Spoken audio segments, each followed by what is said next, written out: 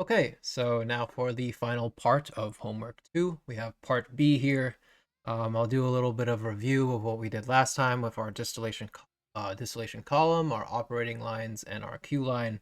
But basically in this part, we have the same parameters. I actually have a little note here uh, to, I guess, signify a little change we had. There's some slight differences I have from if you're part of my class, we did this in class, and I have something a little different. I use relative volatility, but I'll get into that later. But basically, again, same parameters, and then the note I made to myself with some parameters I forgot or had to change. And with those parameters, we're going to be generating the final part, the staircase of our McCabe Thiele diagram. I don't think I actually did that last time, even though I called it the McCabe Thiele diagram. So that's what this video is mainly focusing on, and we'll number those staircases as well. And then we'll also modify the reflux ratio. You'll see in our collab Python script, I suppose, the effects of having a higher or lower reflux ratio just based on this r over r plus 1 slope for our operating line. So just a kind of a quick overview. Let's just draw our XY diagram, I guess. So again, this is for our more volatile component. We have our Y1 versus our X1. And in class, I believe we did a constant pressure diagram since, well, in our case, the binary XY diagram is the same for constant pressure and constant temperature, but specifically for a distillation column, you want to run a constant pressure since the stages between each, well, I suppose the pressure between stage only varies by a few pascals, maybe 10, 20 pascals, and running a constant temperature distillation column is kind of nearly impossible since you'd have to have varying pressures between stage. So that's why we do a constant pressure binary XY diagram. And what do we have on that? We have our 45-degree line. We know our more volatile component favors the vapor phase, so it has a curve in the vapor phase. And for every point on this equilibrium curve, we have a set of XY vapor and liquid mole, or I'm sorry, XY liquid and vapor mole fractions that correspond to different temperatures. And then we had our operating lines. If you remember, they intersect some point for the 45-degree line, and we said this was just trying to get, if you remember our mass balance derivation, obviously not every point on this, on our operating line had a physical meaning. Sorry, I'm just trying to draw a good line here. But they did have a meaning in terms of the mass balance as the streams pass each other. You have your liquid coming down and your vapor coming up. We're able to find the corresponding pairs of passing streams from that mass balance. So if I can maybe draw a straight line here, just trying to get it in this upper portion here. And then, so that would be our rectifying operating line. And then we have another operating line for our stripping stages, or I guess region of our distillation column. Yeah, not bad. So I'll go ahead. If you remember, we started at a point on the 45-degree line for the rectifying. And again, this was, I guess it might help to actually draw the distillation column. We had, hopefully this isn't too much of an overview. So we had our feed coming in, kind of quickly draw this, hopefully. So we had our different stages. And we had our bottoms flow rate out with a distillation flow out with a distillation liquid mole fraction. And then our bottoms, and then our different streams going up and down. And obviously, we did our mass balance, the most obvious one with our feed equaling our distillation and bottoms flow rate. And obviously, this had a Q, a liquid mole fraction, as well as our component 1 of our feed. So yeah, we did our mass balance in such a way that for the top section, our rectifying section, we had our liquid coming in, numbering these stages. So we had a Y1, a liquid coming in. And remember, we had heat of vaporization, we assume that was constant between each stages, so the mole flow rates between at least individually and respectfully the mole flow rates of the rectifying stage, so the vapor flow rates coming up, vapor V, and liquid flow rates coming down, L, are equal between stages, and then below our stripping region, the V bar coming up and the L bar coming down, those molar flow rates are equal between those stages. And doing that, we had equal flow rates, which allowed us to sort of do our mass balance a little bit easier. And then we had our liquid coming in here at the top was equal to our vapor coming here at the top with a mole fraction of 1 from the first stage was equal to our distillate mole fraction at the coming out, what we're trying to recover, as well as our liquid mole fraction coming down. Sorry, that should be just 0. And at that point, we had x0 is equal to xd. And if you remember our derived operating lines, if we had x0 is equal to xd, well, this eventually simplifies to r plus 1 at the top. And then you have just our y is equal to xd. All right, so that's why we started there. And in doing so, we were able to find a corresponding equilibrium. So I guess we should label this is our xd, and this is our y1. Well, going to a corresponding y1, well, what do we have? We have our y1 up here has to correspond or is in equilibrium with this x1, this liquid flow rate coming down from stage 1, since they are in equilibrium at that first stage. So this must be y1 at our x1. I guess that's already labeled. Well, I mean, technically it's y and x, and this is x1, so I'll just label it again. And then now, since we've passed this intersection, our Q line, which we derived through a little work in the last video, since we passed this Q line, now we are below the feed. Remember that the intersections between our operating lines represents that intersection as they cross through this middle section here. But even so, we have our x1 liquid mole fraction as well as flow rate. That stream must be, we have our mass balance for the operating line. So we come back down. I mean, technically we should still be at the operating line here, so I won't try to relate these two since my graph isn't the best.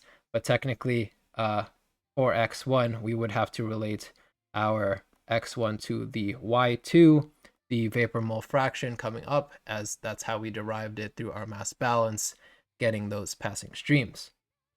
So again, now going back to actually what I meant to say, and again, remember that my drawing isn't the best, so for my drawing specifically, after crossing that stage 1, we have our y1 coming up, and now we drop down to our stripping operating line. So this must be a passing stream now in the rectifying stage. So kind of follow along here. Don't try to relate these two literally, but in terms of what our graph represents, as we come down to our second operating line, our right there, our stripping operating line, that is the passing stream with which y1 is going through. So let's just assume this is y1. I mean, it's not obviously following our number schematic. So this is y1. We have our passing stream that must be with x2, and you kind of get the point. Keep going on until you reach our bottoms flow rate, which is another intersection of our, this time our stripping operating line with the 45-degree line. And remember, when that was the case, that was because our x was equal to our xb, the liquid mole flow rate coming down into the boiler was equal to the boiler liquid mole fraction coming out. And when that was the case, the vapor rising up must have been equal to xb, just simply from the algebra of this expression that we derived. Okay, And then as you notice, my horrible drawing, we actually don't reach our predefined so-called XB, our recovery for the bottoms that was designated for the bottoms liquid mole fraction. And if we kind of think about this on a larger scale, well, our graph is meant to represent a distillation column. However, our depiction, our model of it currently does not match it, such that a perfect distillation column would actually hit that this desired our bottom's liquid mole fraction that we calculated. Remember that was limited by how we set a limit for our recovery at the top, our distillate. We said we wanted a certain recovery of our liquid mole fraction of our distillate, and that way we could limit our XB. We didn't have to predefine that and have a chance of getting that wrong. So if that was the case, that meant our slopes here for our operating line, well, specifically for our rectifying operating line, must not be correct, as we are not hitting that desired, that's not what I wanted to do, our desired bottom's liquid mole fraction. So what we have to end up doing is modifying our reflux ratio. And if you remember reflux ratio, that was our what we're returning, our liquid flow rate from the zero stage, I suppose, from the top of our cooling. Man, I can't remember the word, but kind of get the point. So liquid mole fraction, or I'm sorry, liquid flow rate from the zero stage, and that was over our bottoms, or I'm sorry, our distillate. So yeah, that means we did not choose a correct R value, and either we need to, well, we want to increase this value so that eventually, if you remember, well, I guess just looking at the expression as R approaches infinity, well, our slope here ends up becoming infinity over infinity plus 1. Well, that's almost 1. Kind of take this algebra at face value, but what I'm trying to say is our slope, if we try to get our slope to 1, well, eventually we should be able to change this blue line, our rectifying operating line, in such a way that it may be curved, and hopefully we have an intersection and a staircase, I guess, of what we did that eventually reaches this desired, or I guess predefined set distillation, or I'm sorry, bottoms liquid mole fraction that was limited by our distillate recovery rate that we set at the top. So again, for a perfect distillation column with all the stages at equilibrium, you'd want to iterate this line or this graph until we actually do hit this XB ratio that we want, or that was calculated. And yeah, I think that's all I want to say for that. Hopefully this was good enough review. I think we can kind of just go straight into this. Kind of have to remind myself that in the previous video I did not use RB. It wasn't defined since we. It was okay that it was not defined since we didn't actually use it in an equation. But this time we will, so that's why we need to define that again. And if you remember RB, well, it's the, instead of R for the reflux ratio, we have RB, the boil up ratio, and that is what we return, our vapor, V bar, over what we take out, so that is our bottoms flow rate. All right. So plotting this, obviously we're going to use plotly subplots. That should already be imported from last time. We'll be using something called Akima interpolator, which I'll go on about in a little bit here, but that will basically allow us to use our functions, giving the Akima interpolator a set of x's and y's. It'll be able to interpolate. Basically, if we give it an x value, it'll give us a corresponding y value that we didn't necessarily calculate, and then vice versa. We can do the same thing, interpolating our y values. I think that's, yeah, you know what, let's just go straight into it. So go to our Python here, and then I have some tabs open. I kind of wanted to go a little bit on about the Akima interpolator.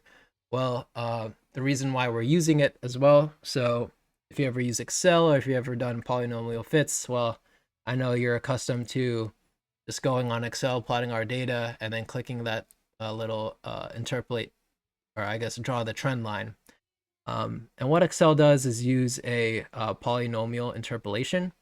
And kind of what you see here, well, we have our function, the red line, and the different interpolations.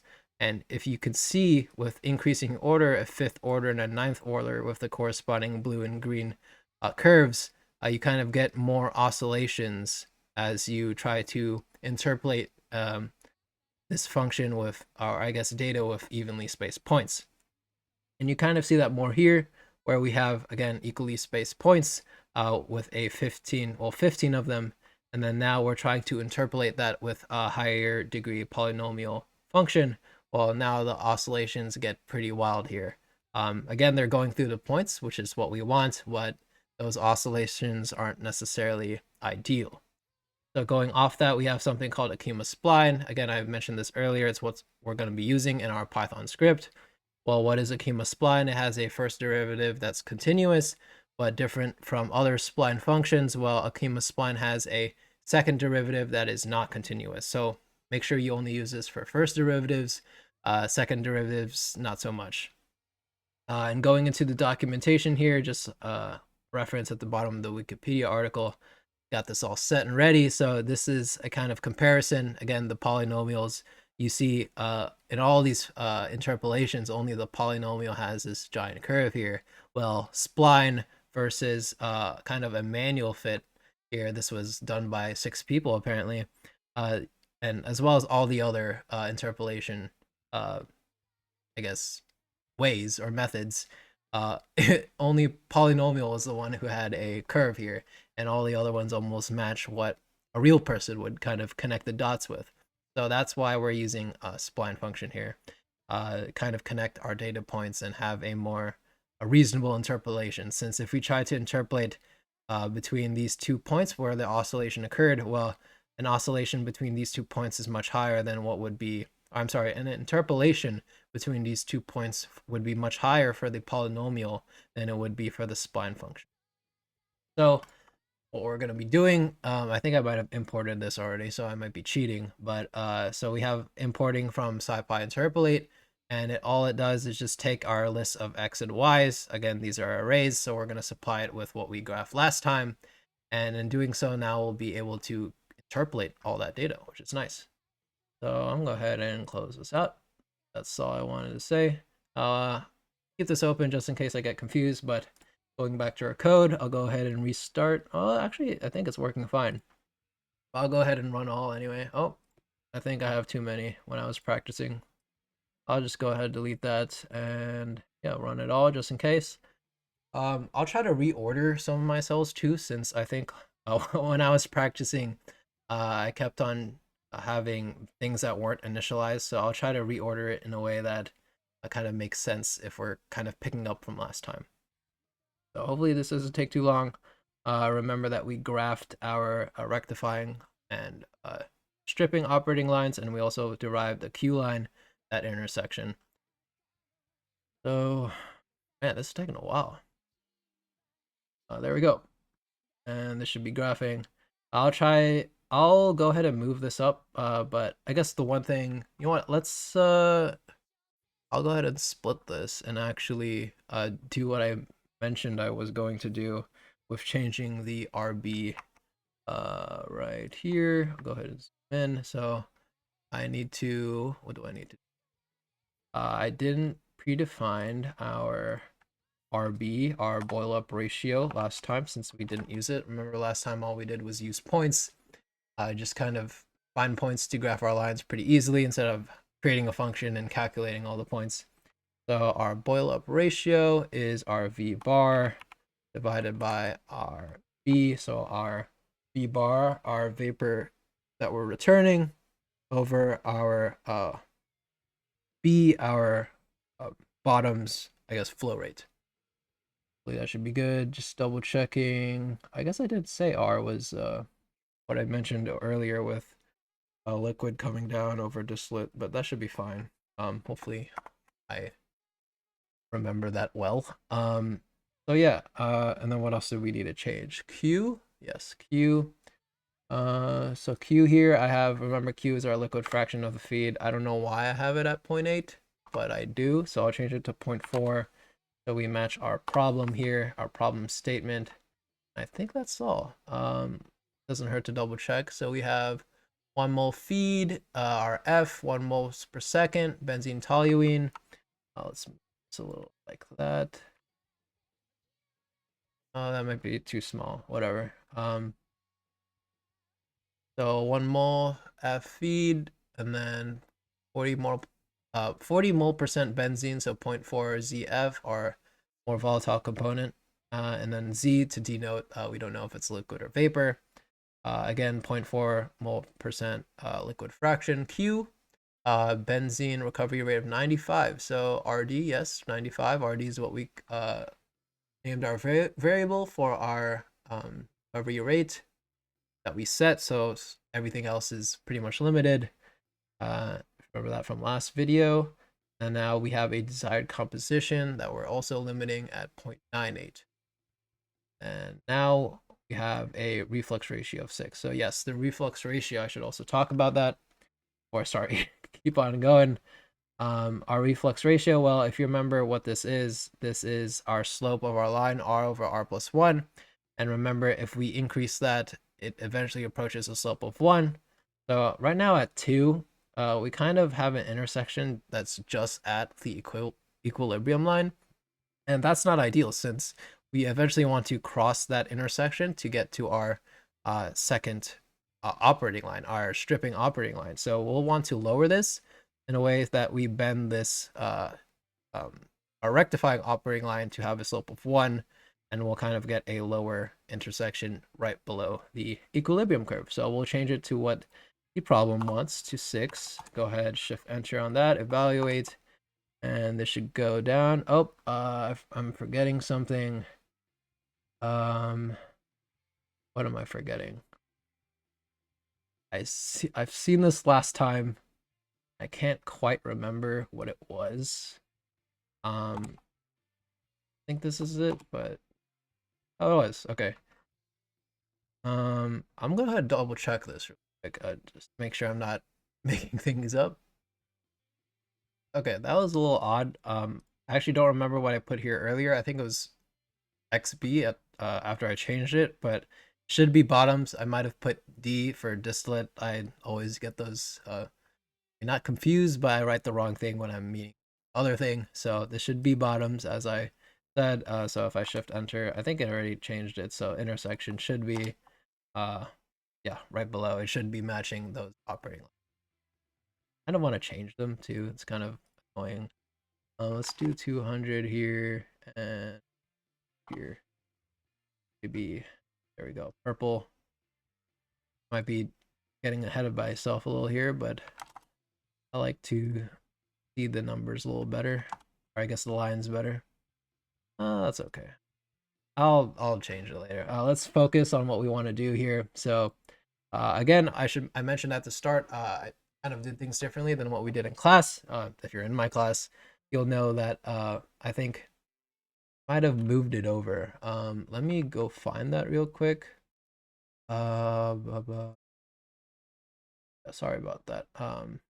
We had we were using we had our bubble dew calculations from way back when, and with our Akima interpolator, we were referencing a list of x and y's that were coming from our binary xy diagram for a constant temperature.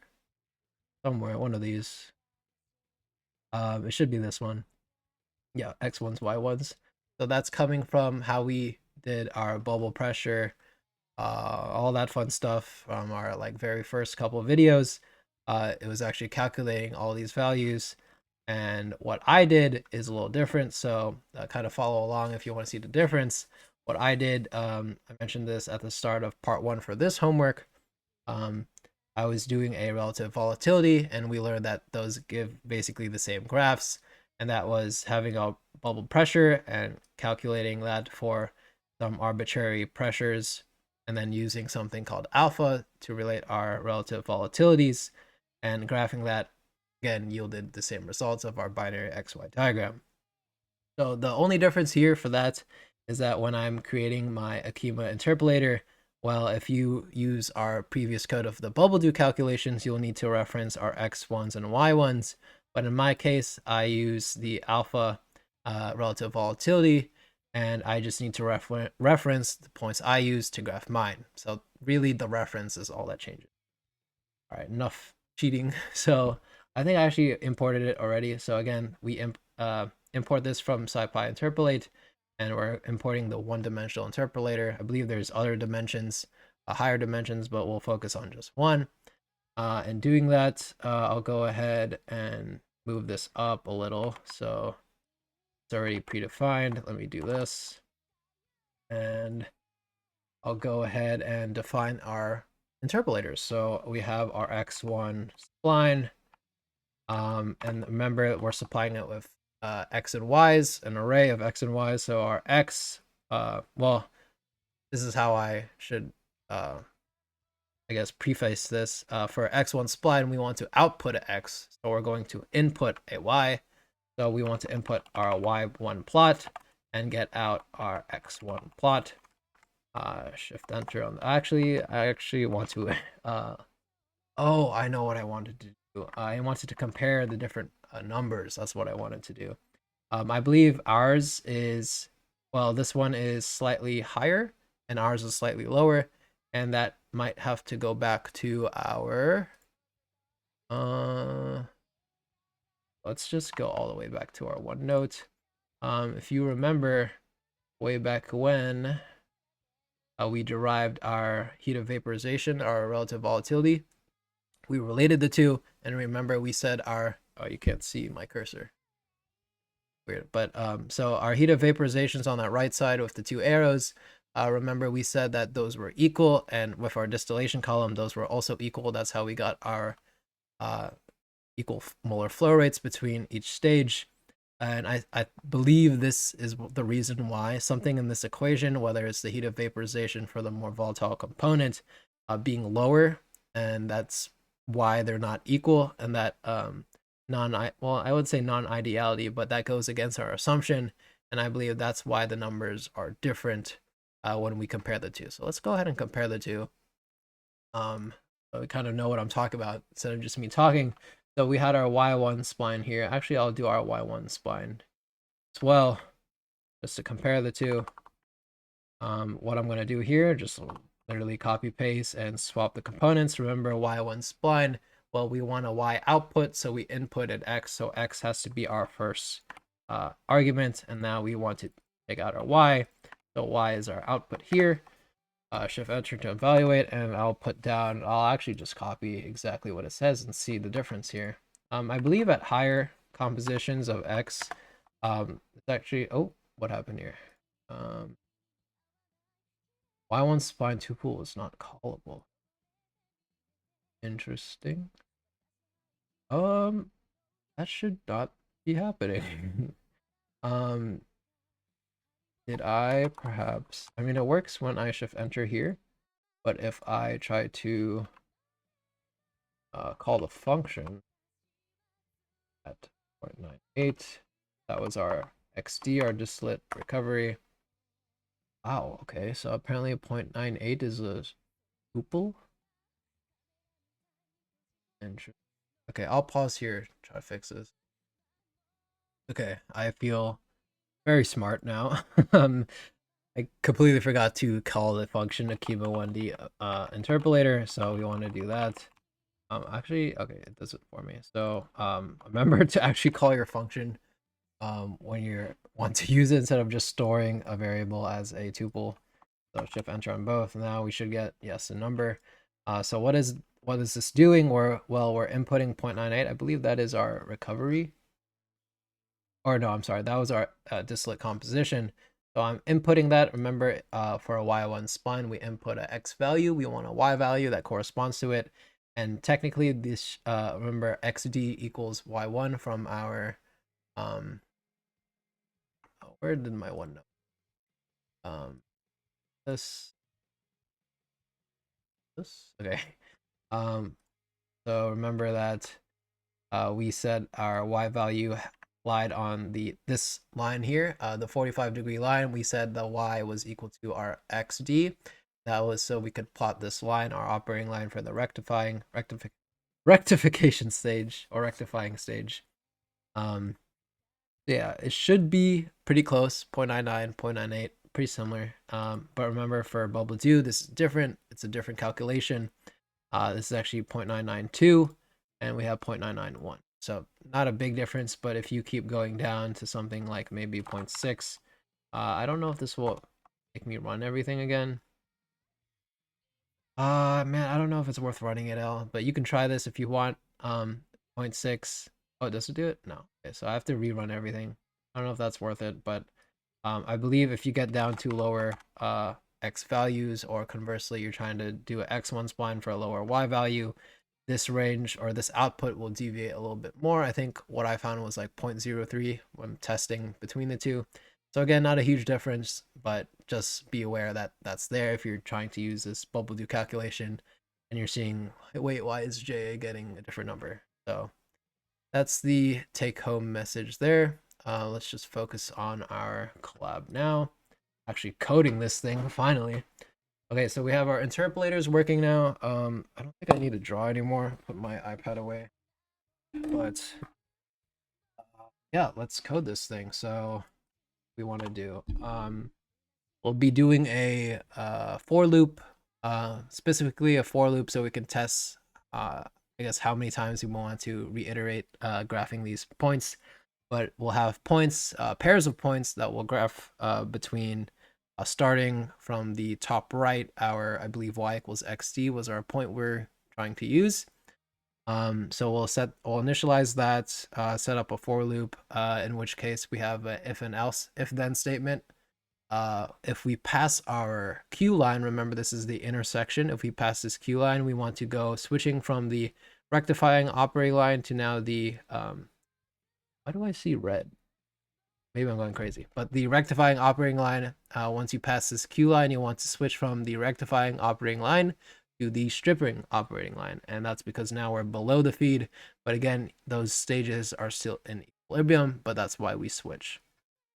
Am I forgetting anything else? Oh yeah, the reason why we use the for loop. So I'll guess I'll try to do it like 4 or 5 times or 5 steps, just to see that we're coding this thing correctly. And then we can kind of jack that up to like 100, and we'll probably need to put in like a break if statement, so if we do go over the amount needed, then it doesn't just keep running forever. Yeah, let's put that all into code, I guess. So we have our x1s, and we have our y1s. These will be stored in a list. We're going to initialize our y like I mentioned before. It's going to be y equals xd. And I guess I should put those in our list as starting values as well. If you remember, maybe it might be good to, I have OneNote open, and let's go here. Fine.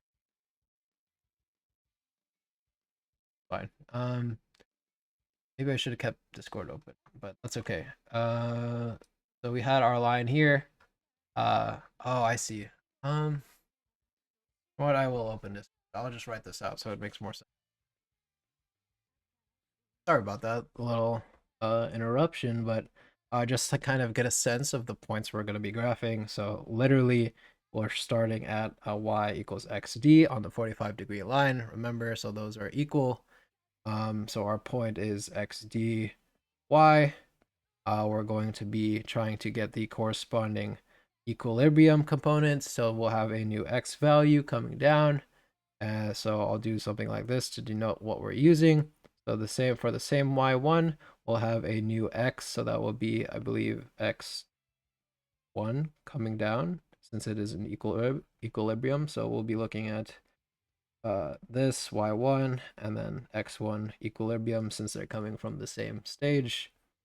So x1, now that we have an x1, we can find our passing streams using the mass balance known as our operating line. For my graph, apparently I already passed a Q line, so in this case we'll go to the second line here, our stripping operating line. So that will be a new x value, or I'm sorry, a new y value that will be corresponding to y2.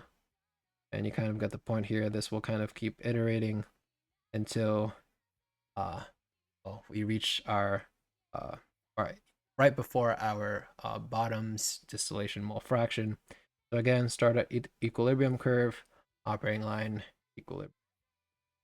So now let's code that out. Back.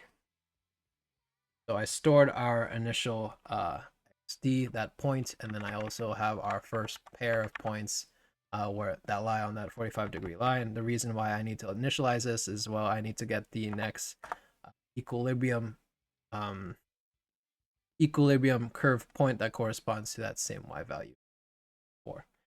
So again, for a loop, we'll do for some step I in a range, I don't know, like 5 steps for now. If you don't know what range is, again, it's just, I believe it's a tuple or an interval, I'm sorry. Let me print that. Yeah, so it's just a range. But if I want to actually view that range, I'll have to do something like print the list. And that should be 0 to 5. Or I'm sorry. So yes, it does stop right before the last number. You don't count the 5. And again, we start from the 0 element. So just a good reminder, mainly for me. So yeah, within this for loop, what are we doing? We're starting with our equilibrium line. So get our equilibrium pair of points. We initialize our y, so now we can do, this is where the interpolation comes in handy. We're going to be getting x equilibrium. Remember on our one note, or in our diagram, we are starting, oh, here we go, come on. We are starting with the equilibrium point, and note that every x on our diagram here, for every new x that we have, oh, there's just so much going on. For every new, I guess for every new point of x that we have, remember that this x, every new x is corresponding to a new equilibrium pair point. So we'll have repeating pairs, and that'll be more important for, I suppose, when we graph and use our steps and actually label those steps. But that's more for later. So getting back, let's just focus. I love to get sidetracked here. So focus on our coding. So we have our x equilibrium. That must be equal to, well, we want our spline of our interpolation for a given x value given a y. Remember, that's why we initialized it. So we'll do something like x1 spline of our y. And now to store this new pair, what we just got is this new pair here. There. Oh, yeah, going with my mouse. So that's a new point we got that lies on the. Is that what we got? Yes, it lies on the operating line. So we're trying to get a corresponding equilibrium curve with the y1 that we just got. I'm sorry, I think we're actually down here already. So let's go and do that. I'm gonna go ahead and store those. I'll go ahead and append those to the list. So x1 append. We want to append the x equilibrium constant that we just got. Oh, I'm sorry, this is the first pair. So again, this is just getting, I might be repeating a pair here, honestly, but I wonder if that's okay about this. You know what? I think we'll run it and then look at our list again to see if it makes sense. But I'll go with this for now. So adding to our y list now, save that y that we just created for the corresponding execute. So those were our pairs. Well, I already wrote it up top, the equilibrium pair. So what else do we want to do? Well, we have a if-then statement for our corresponding pairs. If they pass, or specifically our x, if it passes our q line, we want to switch from using our rectifying operating line to our stripping operating line. So what is that? Well, if our x equilibrium passes our x intersection, remember that was, or I'm sorry, if it's greater than our x intersection, and that was, I define it like that. I think I just underscore. So remember, this is our Q line, the X equation or expression we derived for any given parameters should shift with our operating line. For this X intersection, if it passes that point, well, what do we want to use? Well, I guess in this case, I'm saying it's greater than that point, so we'll be wanting to use our rectifying operating line. So rectify line, and I'll go ahead and split that from the collab here. Excuse me. That a lot. So, sorry, my voice is getting worn out here. So we want our new y. Remember, the operating line is those passing streams. So this is from the mass balance. It's simply a mass balance expression. It's our x equilibrium. I'm probably in caps. So x equilibrium underscore equilibrium times our r over, and this is why we define our r's and our b's, since we're putting in this an expression that actually uses them. Oh, did I mute? There we go. Yeah, my iPad was starting to talk to me, so they got unmuted on Discord. So yeah, I'm just plugging in this equation basically. Divided by r plus 1 parentheses, and very similar. Well, I can just do an else statement, since if it's not that, if it's not greater, if our x equilibrium is not greater than our x intersection, it must be lower. So else we'll have our stripping operating line. So I'll go ahead and copy this. And then let's do y equals our x equilibrium times our boil up ratio this time over 1. So it's our boil up ratio plus 1 over, I didn't even use my copy. So RB minus our XB, our bottom's liquid mole fraction, divided by our. Let's double check that since I'm writing a lot of code here. YXR over R plus 1.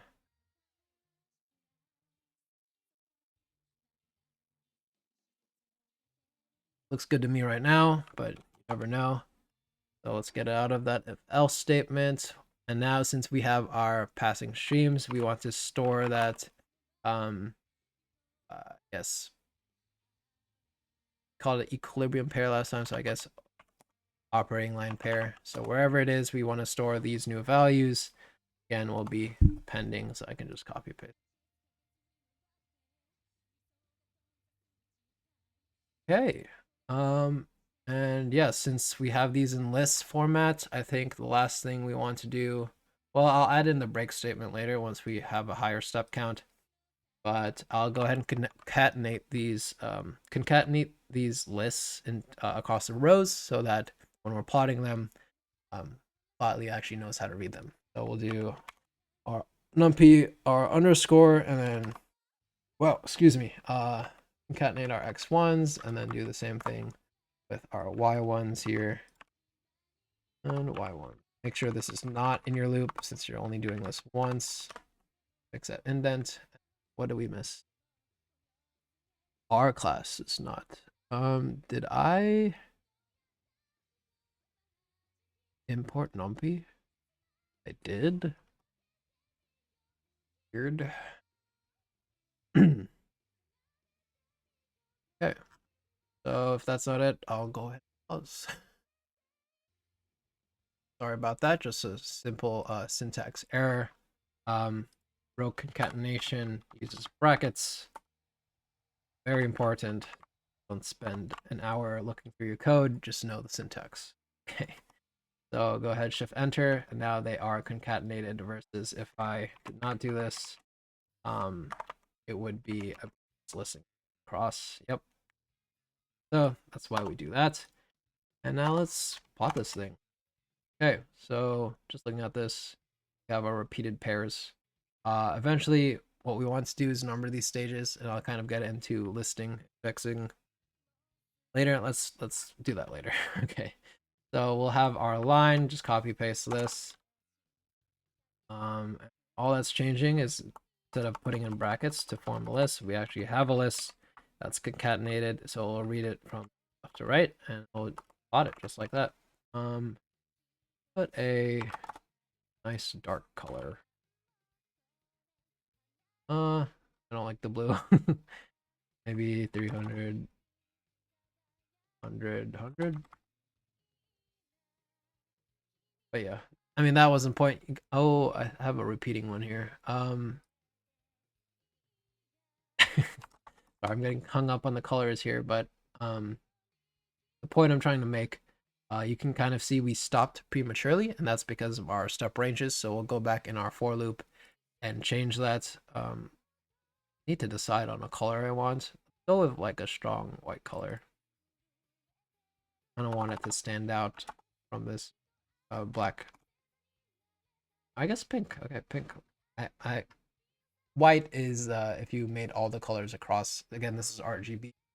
Uh, equal amounts, I guess. But I'll go with pink. Pink is fine.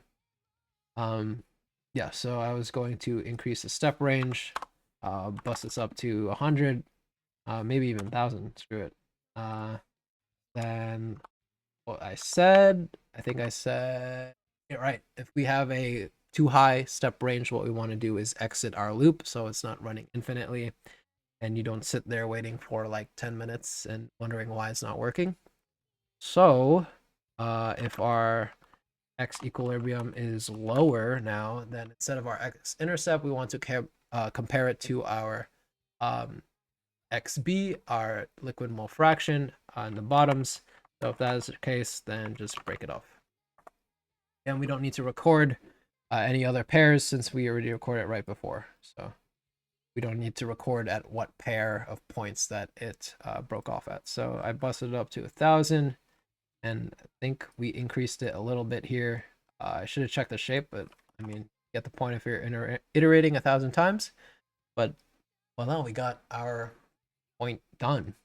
I guess a good point here to mention is that our operating line, we don't go down further another point since that's just our, let's see if I go back, this. So, forgive the drawing. You know what? I'll just redraw it. So, very simple here. See how fast I can do this. The point I'm trying to make here is that you don't want to go down a step again from your last stage, since that is essentially I guess it technically will be here, so it's very high up. Let's move this something like that. Maybe you choose my colors better, but essentially down here, let's see, something like that. Come down to, well, we already passed Q. Now we'd go here, operating line, equilibrium curve. Actually, in this case, we went further. Pretty sure if you drew your lines correctly, or if you're plotting this, you actually arrive at something right before. So it'd be something more like, not it. It'd probably be arriving somewhere, a good color, right here. Be before your I guess set bottoms liquid fraction, and remember that was limited by our distillate recovery. So again, that didn't mirror a perfect distillation column. If we had if each stage was at equilibrium, to model that, we need to find the operating line, the McCabe Thiele diagram, in which the XD and XB, you chose a correct recovery composition at the top that had a correct, I guess, operating line. So you need to fix your reflux ratio as well to reach a perfect XB, or I guess what you actually calculate as your XB fraction in the bottoms.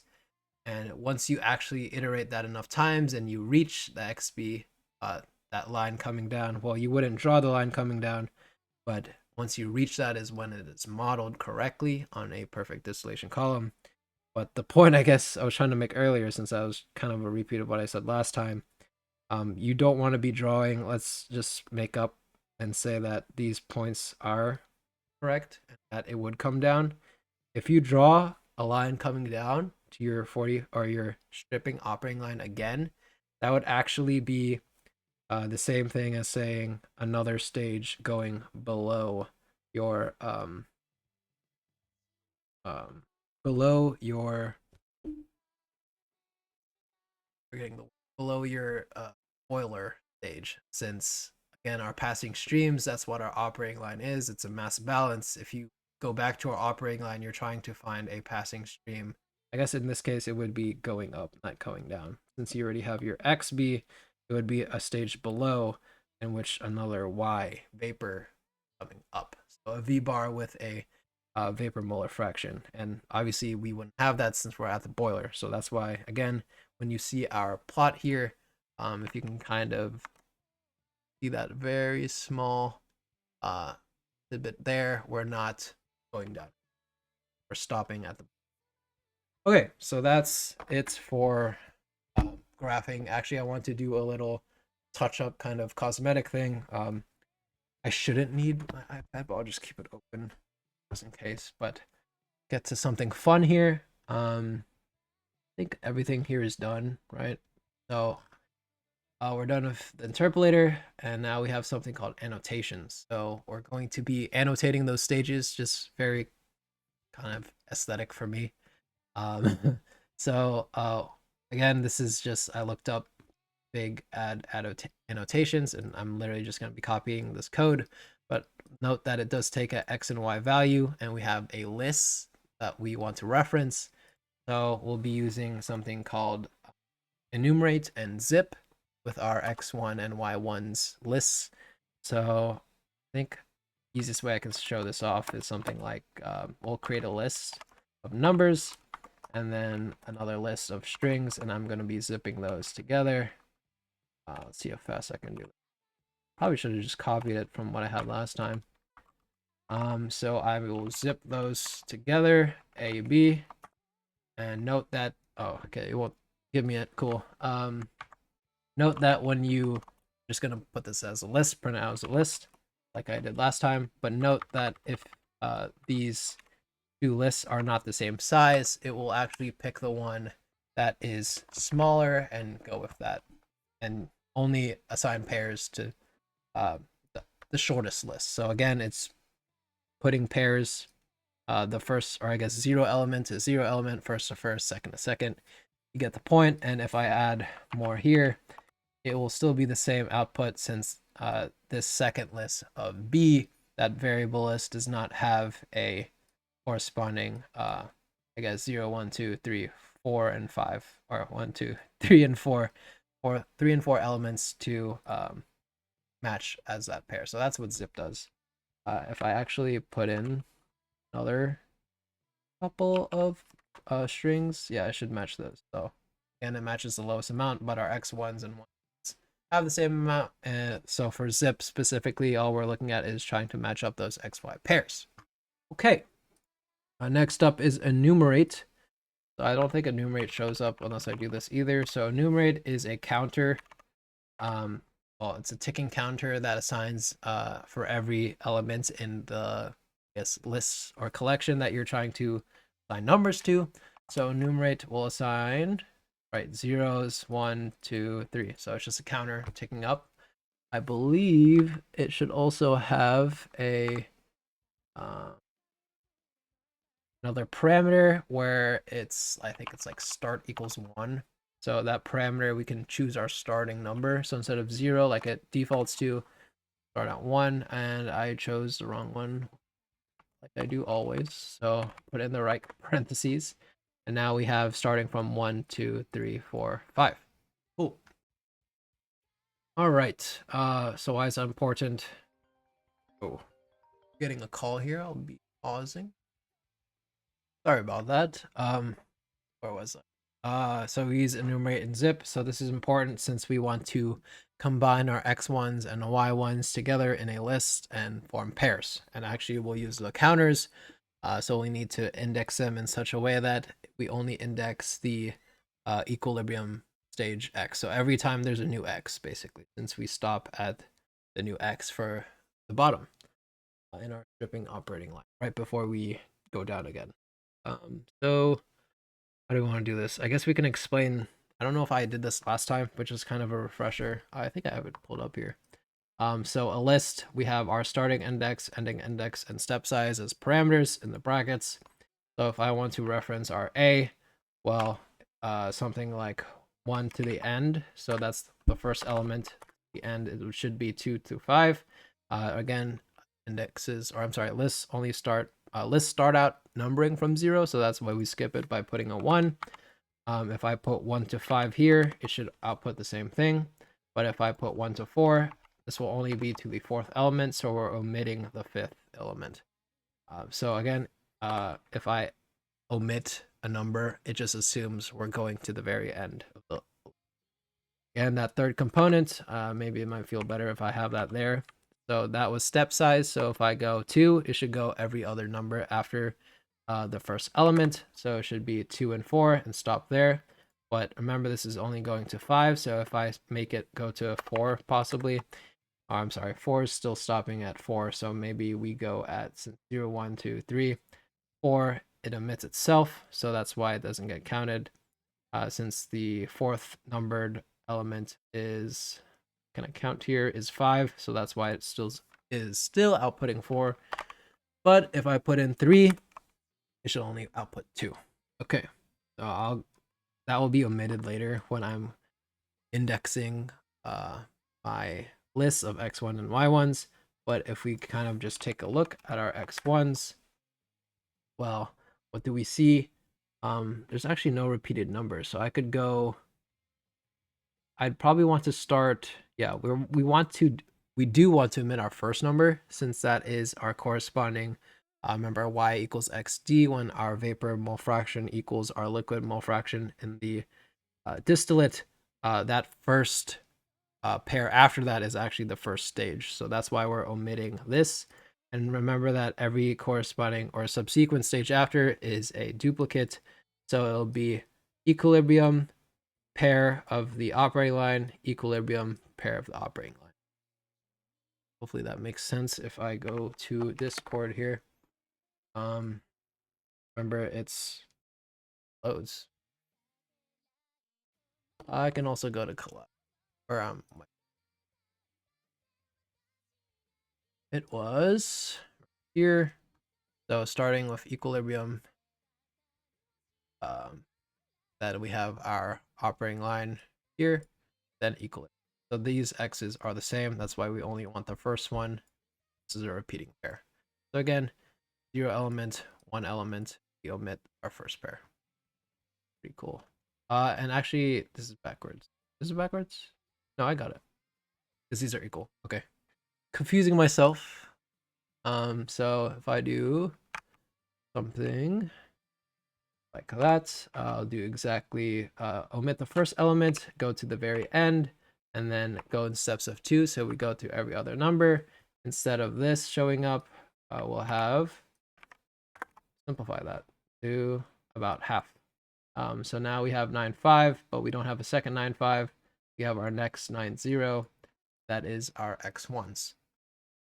That's how we'll be indexing those different pairs for every new equilibrium curve pair. And that will be going right there. So if I do something like, if I do for every xy pair, a tuple in, I don't know. We want to start enumerating right away. I mean, it should already enumerate. So yeah, I'll just go ahead, copy paste. It should be okay. So again, we're counting the pairs that we zipped up together of our x1 and y1. So those are pairs that are combined. Hopefully not too many parentheses, and then I want to print xy. So that step that we're going up. Oh, I put A and B. So this needs to be x1s and y1s. So yeah, you can already see it's already counting. So did I do that right? 9, 8 is our first pair.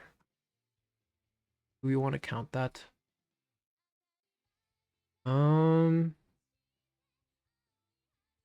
Odd.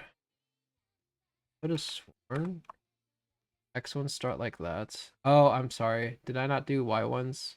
Oh, okay. So I need to index these. I actually forgot to index them. Um, that was the whole point of that talk earlier. So again, it was omit the first element, go to the very end, and then grab every other number. Same thing. Omit the first element, go to the very end. Second colon for the third parameter for list is step size, so we do every other number. And what we should be grabbing is this. So it'd be 2 and 4. Go ahead and copy this and see if it actually does that. Compare. So let's see, our first pair 9598, 9598. Next pair 9095, 9095. We skipped every other point. So just to double check one more, 8191, 8191. We did it. Okay. So now we did that. I think all we need to do is copy this into our figure where we'll be looping our annotations, and I'm just copy pasting the one that will work for us. Again, this is straight from the documentation in Plotly. So for every loop in this step size, actually I might want to add I as a step size so we can count that. Remember, we're indexing or we're counting all these pairs that we zipped up together from our list of our plotted pairs, I guess. So we're going to be annotating every XY in our step size and our text. We can do something called, and that's what this is, the F string, the literal. I think that's what it's called. F string literal, or I'm sorry, formatted string literals, whatever. Basically, it's just allowing us to input the variable itself instead of typing every single number and trying to iterate that. Well, I'll just put I here. So I believe the syntax is F and then bracket, funny bracket.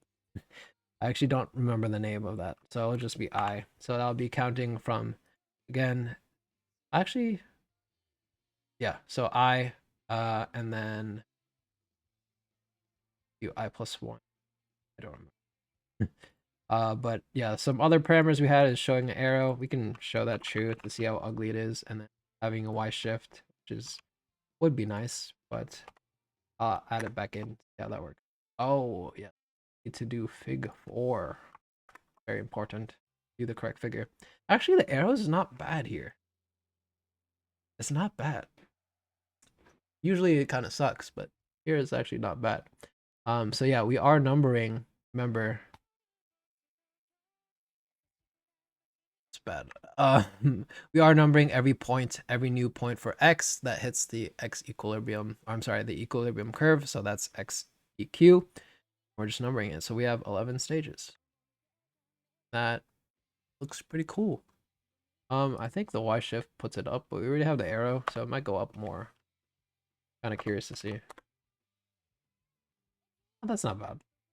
It's kind of removed, but yeah, I know. Kind of play around with it. If you think it looks or better, you can kind of go crazy on this, but I believe that is all. Hopefully I didn't mess up. I'll probably double check, but if you don't see another recording of this video after I end it, that means I did it correct. So good on that. Yeah, I guess thanks for watching.